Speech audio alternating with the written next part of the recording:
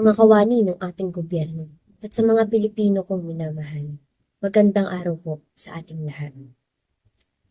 Ako po ay lubos na nagbibigay pugay sa ating mga kababayan na naging matatag at malakas sa panahon na sakuna.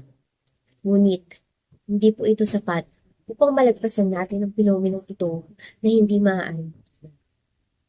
Ayon sa OCHA, noong ikapito ng Nobyembre ay mahigit 2 milyong Pilipino ang naaapektuhan ng matinding pagbaha sa Pilipinas. Ito ay nagsasabi na ang Pilipinas ay hindi handa sa mga ito, lalo na pagdating sa mga infrastruktura at paubusan ng tubig. Ito ang kailangan natin pagtuunan ng pansin. Yan ang matibay at epektibong solusyon dahil milyong-milyong Pilipino ang naaapektuhan at umaasa sa atin. Ayon sa ulat ni Mangalos, sa taon na ito ay halos 421 ang maituturing na ghost projects ng flood control sa Pilipinas.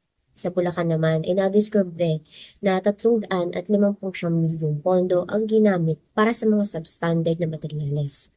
Nagdulot ito ng malaking pinsala sa mga mamamayan at sa mga infrastruktura ng ating bansa.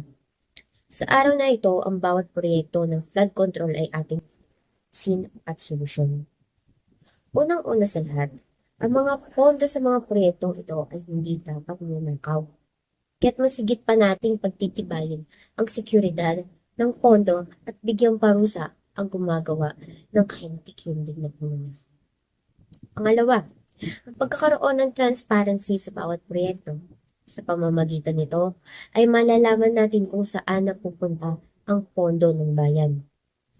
Pangatlo, kung may mga proyektong hindi nasusunod ang huling araw ng paggawa, ay agad itong paiimbestigahan upang matukoy kung kung bakit hindi agad natapos ang proyekto. At panghuli, paggawa ng mga batas para mas maging disiplinado ang bawat mamamayan. Sapagkat hindi lamang ang gobyerno ang dapat gumagawa ng aksyon. Nararapat lang ang bawat mamamayan ay may pangangalaga sa kalikasan.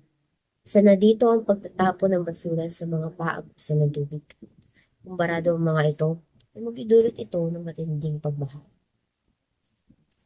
Ang mga nabanggit na solusyon ay nararapat nating pagtibayin. Ang mga aksyon na ito ay gagampanan ng bawat mamamayang Pilipino, magpagobyerno man, bata o matanda. Lahat ay may pananagutan sa ating bansa. Ang maliit na kilos ay may malaking ambag sa lipunan. Ngunit, higit na mas importante na gampanan natin ang ating tungkulin bilang pinuno ng bansa, sapagkat ang buhay ng bawat mamamayan ay nakasalalay sa ating kamay. Maraming salamat po.